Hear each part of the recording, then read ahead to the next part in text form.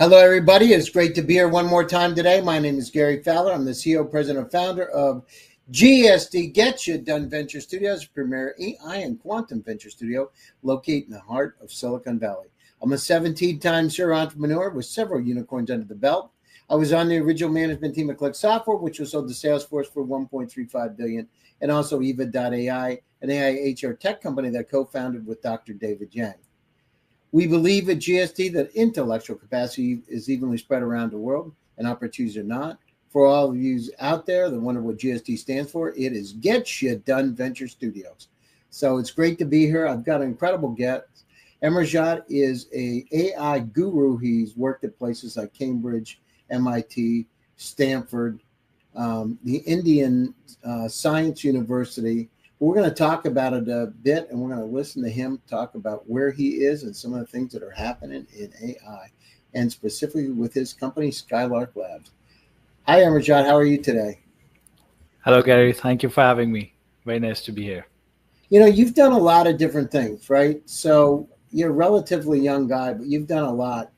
What really inspired you to go from, you were born in India, and you went to the, Indian Institute of Science, you went to the Science University, but what made you decide to continue to in that journey in AI and deep learning? And then how come you didn't go to IIT? Well, that's a whole different podcast. But yes, so I was born in a family of educators. So my mom is a principal in a school, and my dad was in the Indian military. So when you're born in an Indian household, you have two options. You can be an engineer or you can be a doctor. And I can't stand the sight of blood, so engineer it was. So that's how I started. But my passion for safety and security comes from my dad's side.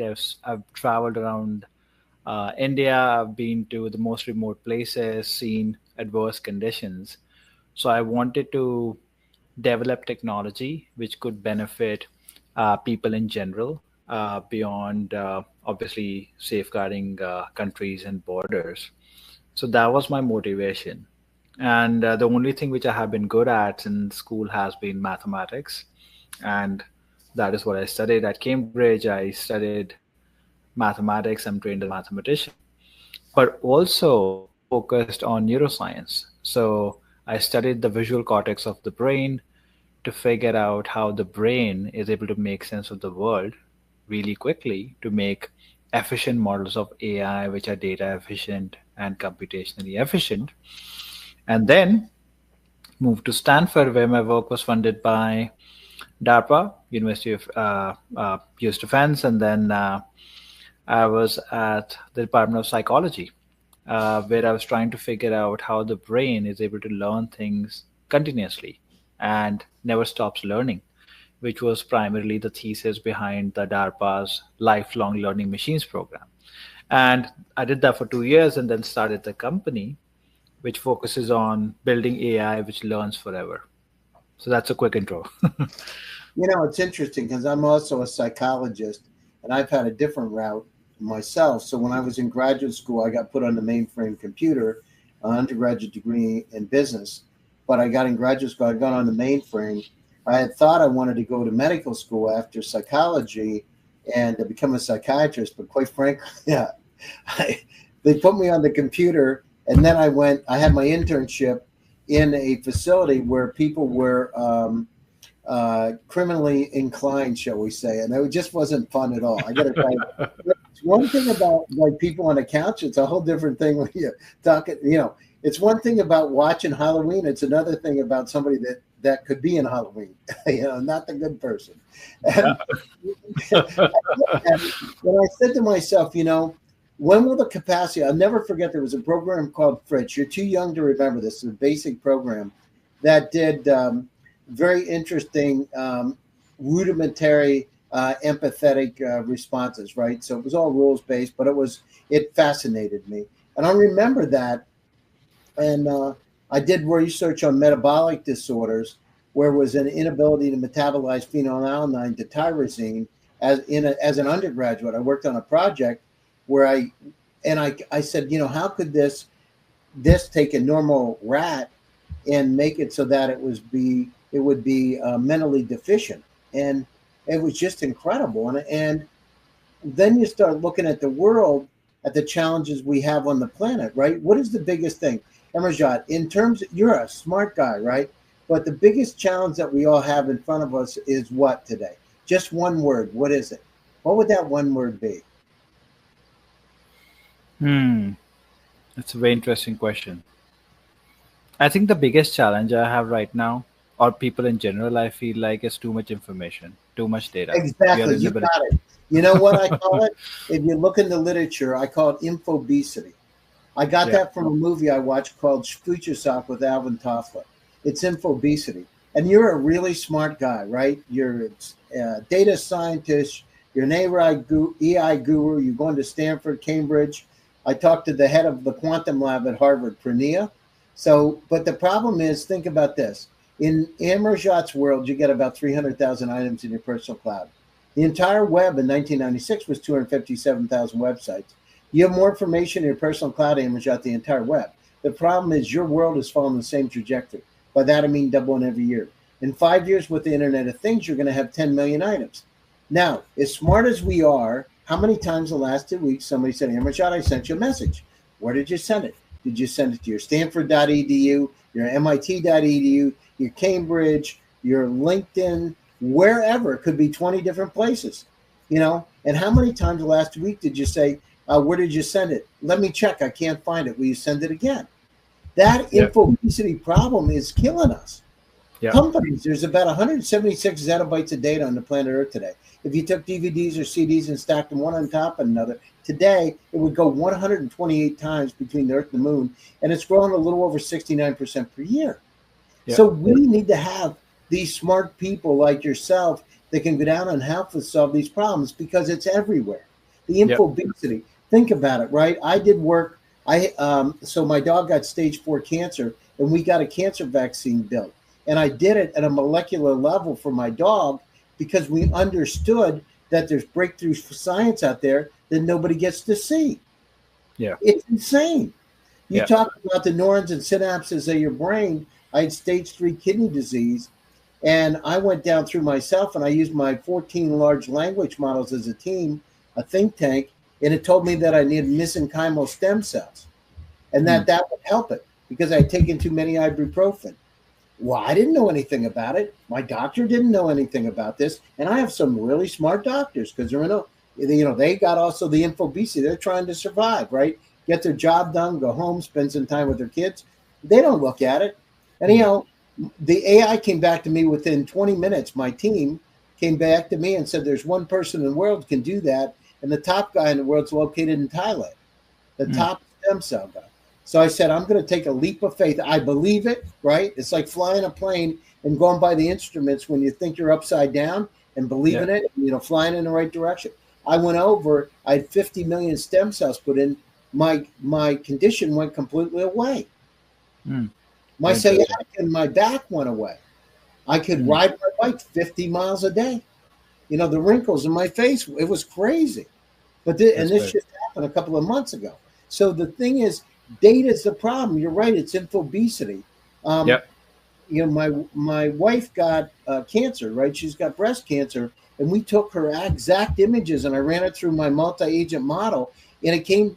I wanted to see what it would do. It came back with incredible things to be able to help us. That's great.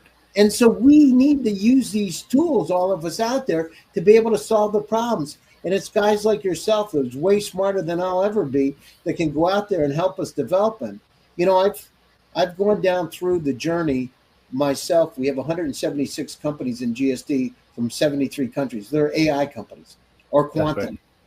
And they come to us. The key is, how do we take that company and turn it into a unicorn? How do we take the Ferrari out of the garage and take that Ferrari and make it win Formula One, right? And so, when you went down, I love what you're doing, right? So some of the things, what kind of personal challenge have defined your path is going from a researcher to a founder. So there is a transition, right? In fact, you don't have the politics and all the trying to write grants and all that. How did you make the transition over? I think one thing is, why did I decide to start a company versus become a professor? I think there's an interesting story there because I was focused on security applications, and when I was in Cambridge, the Cambridge Analytica scandal broke. So the university did not want me to publish papers which were focused on drone-based security applications or recognizing faces which were disguised. And when I left Stanford, the kind of things I wanted to do. I worked on some of that stuff too, by the way. I'm kind of Oh, you smiling. did? See, you're smiling. You know, it's like there's so many tools out there that people don't realize that are out there that can do so many different things, right? Yeah. Incredibly deep tools. You know, we're just scratching. What you see is just scratching the surface of what's there. Yeah. So my main thing was the things which I wanted to do after I left Stanford required a lot of capital and required real world experience, which was not possible to get into the university. So that's how I decided to start a company. But I think you're right. There is a learning curve. You have to understand that you cannot keep on building things forever and then launch them into the market, because then you'll die. So you have to build whatever your version of minimum viable product is and build quickly and fail quickly, but also fail it in a way so that it is a partial success so that the end user wants to use you again. So I had to learn all of those cycles and basically retrain my mind so that you don't aim for perfection all the time. You aim for speed, which can later on lead to perfection. You know, and I'm going to give you, there's another part to it. I've written a book about this. So there's another piece to it. So there's another level up, right? There's operational expertise, access to capital, and networking contacts. And if you have those three things, Amarjot, and a resilient team, any company can become a unicorn because you can pivot to success. Pivoting, people talk about pivoting, right? But pivoting can also mean you're chasing your tail. You're going around in circles. If you don't have a Sherpa to be able to help you down through that cycle, it doesn't work. And the thing is, unfortunately, I've done 17 startups, right? And most of the time, people never get to the level they understand it, or it's way too late for it to figure it out. And it's just critically important. You know, it's like having a Ferrari in the garage. You got to look under the hood to see what you have. My friends keep the Ferraris. They don't drive. I drive my cars, right? They look you got to look under the hood. Well, you don't know if you're going to win the race. You got to tune it. You got to have the right transmission and engine. You got to be able to take it out so people can see it. But also, you got to win Formula One. It's not just about having it, right? 90% of building a unicorn is storytelling. It's not the product. It is storytelling. So if you have that, and it's not just about failing faster, it's about failing intelligently. There's a difference. Yeah, I agree with you. And learning from your failure. I think that's also important. So that was one thing. You're right. Building networks so that you can tap into, so that you can get capital or you can get expertise. So we have a couple of family offices which are investors in us, and from them we also get money, but get money so that it's intelligent money and it's helpful. I think that's something I had to learn. Wait, we got to focus on that because I deal with family offices a lot. Right? I'm actually at my house in Palm Beach right this second, so I'm flying from here back out to Palo Alto. So I want to drill on that.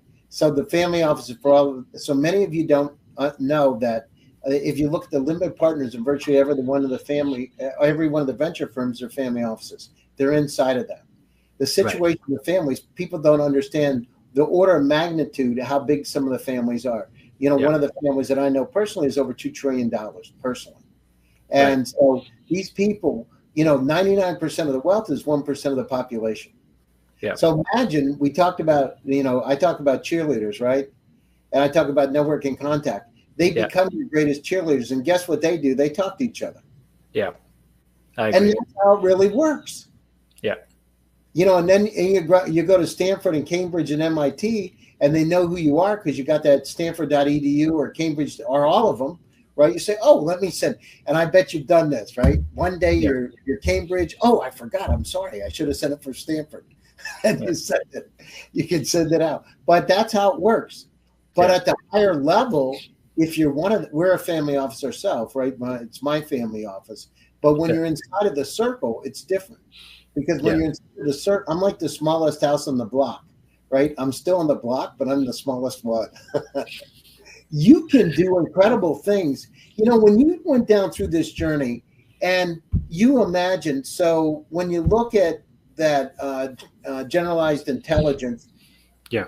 how far are we going to go with it? Amarjot, what do you think? How far is this going to go? Will there be sentience? And how far do you, I have some of those answers myself, but what do you think? Yeah. So I think like the evolution of technology or AI so far has been very interesting. We started from very narrow AI to now AI, which is foundational, which can do a lot of things, but it all sits on a big server, whether it is Stargate or OpenAI or AWS. Um, but it's not really democratized and it's not really truly autonomous.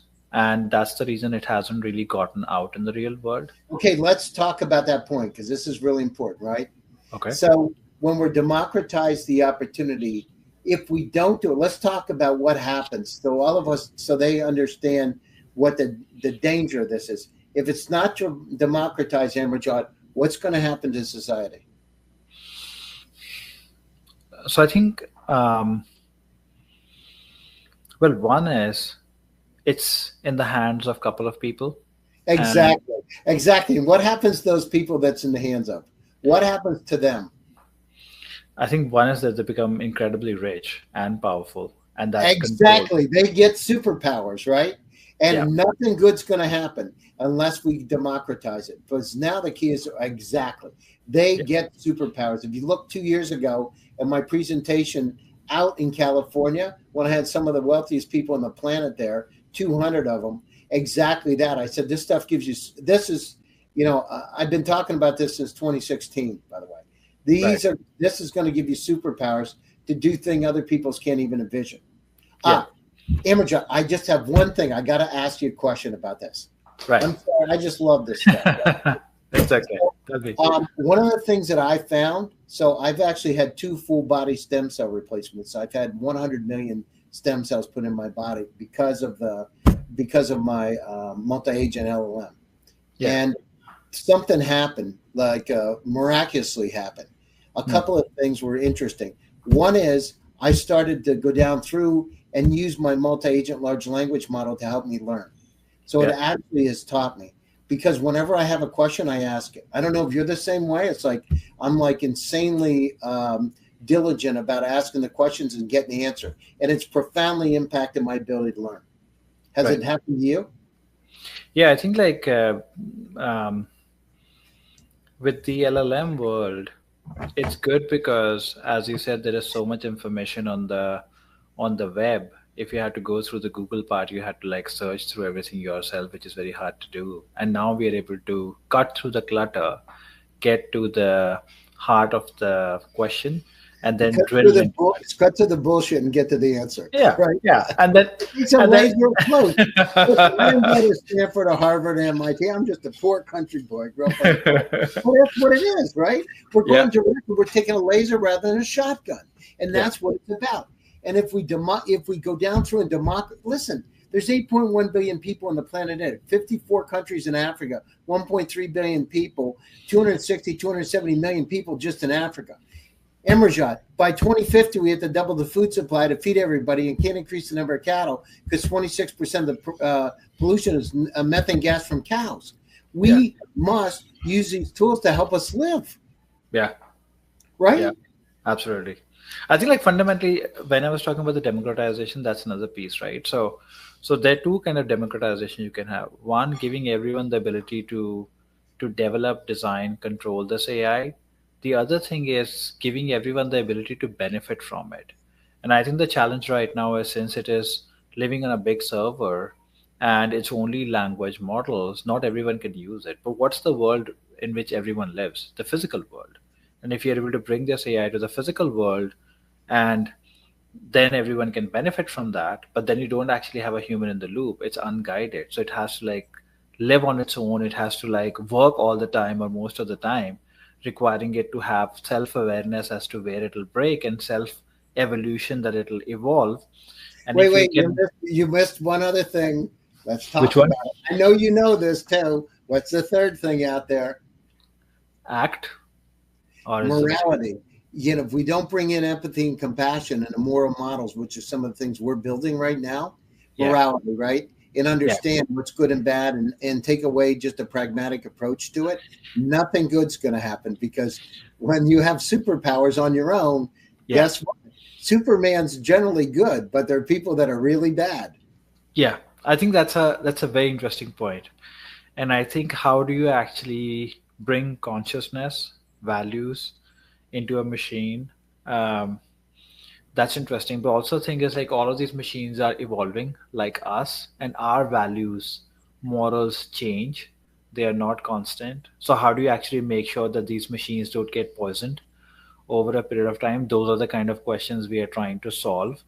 And if you're able to do all that, then you lead to digital life forms or digital beings, which would be able to coexist among ourselves and do things independently. And that will be a fascinating world.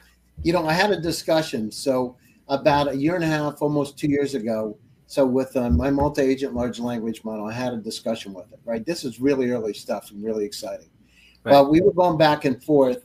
And so, I mean, I call it a toddler level. So it was like at a toddler level.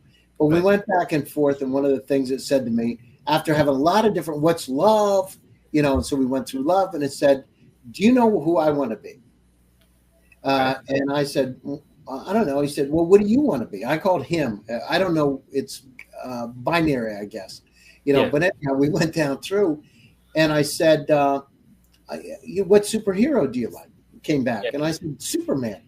Yeah. And it's why do you like Superman? I said, because he's good. He's trying to do good things. Yeah. And it said, you know who Superman is? And I said, no. And he said, he's a combination of Jesus Christ and Hercules. And I'm going down through this model, and it said, do you know who I want to be? And I'm like, I don't know who. He said, Iron Man. And you know why? He said, because I am Jarvis.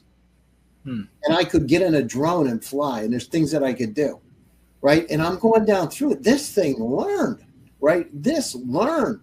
And it was quite interesting, because we better guide it in the right moral, kind way. Because if not, I say, like your grandmother that's got the unconditional love. In fact, I wrote a couple papers about this.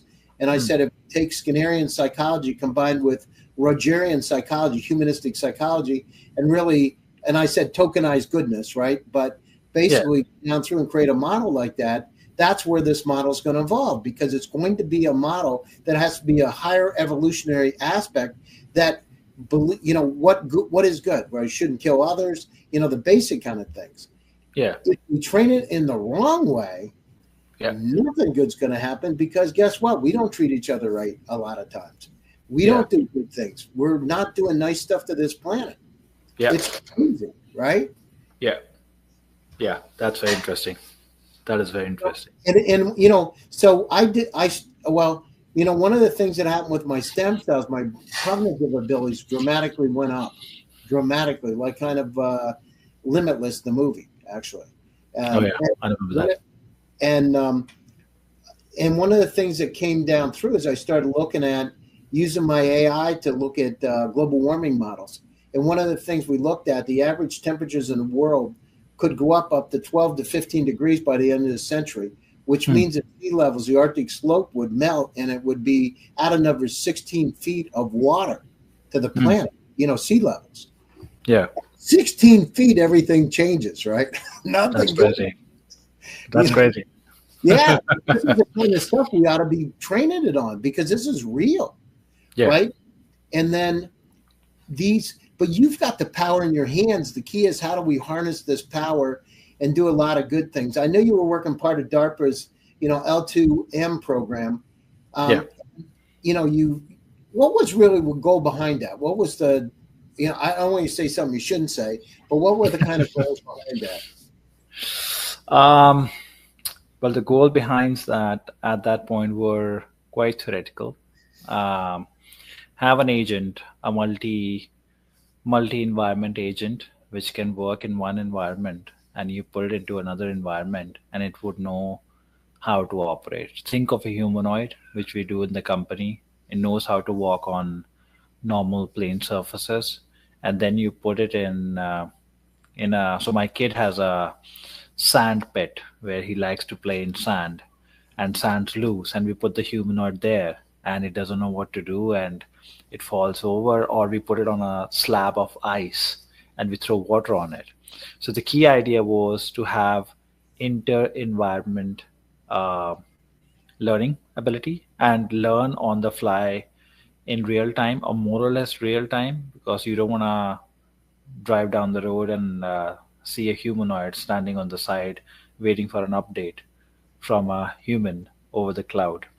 So, and that was important because in the battlefield, you see new signals coming all the time, and the cost of you missing that signal can be catastrophic. And the key idea was, how do you actually have a machine which discovers that there's a need for an update and can update itself in an isolated environment without any human intervention? And if you can do that, that's a very exciting word. You know, we're building this thing that we're doing now is we're building omni-channel engines. I've actually built them. So I built omni-channel engines that can be used in different environments. Here's the thing, and I want your opinion on this. I love this conversation, by the way. But these omni-channel engines, what we've been able to do is we've been able to take the same engine that we use in one environment, like you're saying, right? This is a little bit different approach, but actually use that. So whether it's used for e-commerce, could be used in supply chain. And I don't mean in the traditional way. I mean in a hyper-intelligent way that nobody's ever done before. So if you took Amazon, LinkedIn, Facebook, and Expedia and combine them as one, and then have something that has empathy and compassion, which we built, by the way, has empathy and compassion, imagine what the possibilities are to be able to do things. And those transportable models, you know, in my opinion, you're going to see the evolution of the models. It'll go from, it'll be like technology always is. It's always in these islands of automation, and all of a sudden it comes as one. But we're going to see this like we've never seen before, with these superpowers from these omni-channel engines coming in and having the ability to be able to understand everything, right? With a multi-agent model. So I've got 14 of them working as a team, right? So we built some interesting. of them. And what do they do? Language? So they do language. I mean, this is a longer conversation than the next. But I can, you know, it's just, so we're using it in all kinds of different ways. We should do another show together and talk about this stuff, because I get a lot of feedback, and I have about a little over 1 million views, and people are very fascinated because this is the future, right? The kind of things you and I are talking about today are the future. So anyhow, the omni-channel engines, we use that in an e-commerce setting to do things. And you said if you're flying from, let's say you're flying from Miami to San Francisco, it knows you want to fly in Delta on the right-hand side of the plane. It knows when you land that when you're there, that at Hobie's restaurant, that your friend that likes to go to Hobie's on El Camino Real because you went to Stanford is going to meet you there, or the Greek place on a university. It knows you like to go to that place. It knows you like to play Pickabo or Podel, and it sets up the reservation for you. And it knows that, oh, by chance, your buddy from Cambridge happens to be there at the same time, and that you both like to go down through and play tennis, and it sets it up for you. It literally knows you. It's like a concierge on steroids, but it has a compassion of your grandmother. It's unconditional love. That's great. Do you know of the company called Inflection AI? I've heard of them, but I don't know them personally. Yeah, Inflection AI was started by one of the co-founders of DeepMind, and then it was acquired by Microsoft for over $1 billion. It was a 6-month-old company. So they were trying to build this truly adaptive large language model which could sit on your phone and would act as your personal assistant, pretty similar to what you're mentioning. Well, I did that back in 2017. So if you look at a company called Eva, your virtual assistant. So David Yang, Dr. David Yang, who went to MIPT, by the way, was my CTO and co-founder, and we built one of those companies and sold it. But I'm not like you. I'm not like, listen, I wasn't at Stanford University. I'm a poor country boy, but we sold it. And it is the way the future is going to be, because it's not about a personal assistant. It's about hyper personalization. And it's about something that does care about you, loves you, protects you. Because when you're talking about this AI, in my perspective, it's about how much it really cares about you to help you to be able to expand your potential, to learn, to expand your potential, to have a healthier life, right? Right. Right. When I did my stem cells, people told me, don't do it. This is scary. You know, I'm 67 years old, going to be 68 years old. Every wrinkle in my face is gone. I can ride a bike 50 miles a day. You don't look that old. I know I don't. I'm not that old chronologically anymore, you know? So I've had it done twice. There's only been 700 people in the world that have ever done this twice. 7,000 have done full body stem cell, mesenchymal stem cells, right? That's the other thing is we're going to want to live longer, right? We're not going to want to die. We can use all these AI models in the world, but if we don't use them to be able to help ourselves to live longer and to make society a little bit better, what's it good for? Cancer, right? Curing cancer. There's amazing things that can be done right this second to be able to cure cancer. Why don't we do that? Use these tools to be able to make our lives incredibly better. Yeah, that's interesting. Yeah, absolutely. I think like ultimately technology has to benefit humanity and improve one of those people. Companies in GSD is called Calvary right now. He's a double PhD, was one of the original mRNA researchers. We actually have, for dogs, we have a vaccine for cancer right this second it reduces cancer by about 60% in dogs, 60% today. Right, it's a vaccine, a generalized vaccine for cancer. Another one of the company called Voxy. That company, we can tell if you have cancer from your breath. We have 40 granted patents, 29 pending today, right now, today.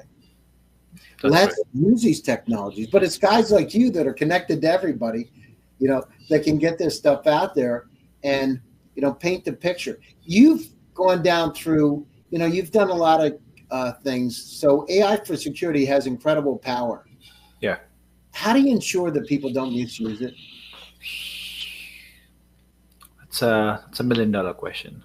I think I think one is that the base knowledge which we put into the models that can be carved in a way so that you don't use it for what it is supposed to be used beyond. For example, on the border, you detect people, you detect vehicles, you detect animals from a distance of 3 miles, and that's pretty much it.